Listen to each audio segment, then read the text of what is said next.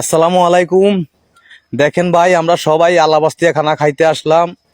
তো আসলে অনেক লোকজন হয়েছে বাইরে। আল্লাহবাস্তিয়া খানা এত মজা, এত সুস্বাদু, আল্লাহর এত একটা রহমত, যা বলার বাইরে। আমরা যারাই আল্লাহবাস্তিয়া খানা খাই, আসলে এই খানার মতো কোনো খানাই হয় না। আপনি বিয়ের খানাও খাইছেন আর আল্লাহবাস্তিয়া খানাও খাইছেন, কিন্তু বিয়ের খানাও আপনি এত মজা পাবেন না। আল্লাহবাস্তিয়া খানাতে যে মজা হয়, ডাল রান্না করে, আলু, মাংস, যেটাই রান্না করে খুবই সুস্বাদু হয়।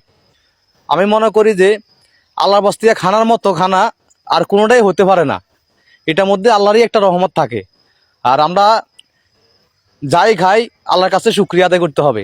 তো দেখেন, অনেক মানুষ হয়েছে, অনেক মানুষ আল্লাহবাস্তিয়া খানা খায়, আবার অনেকে শর্মে আসে না। তো আসলে আল্লাহবাস্তিয়া খানাটা হচ্ছে যায় সবচেয়ে সেরা খানা, আমি মনে করি খুব প্রিয় খানা।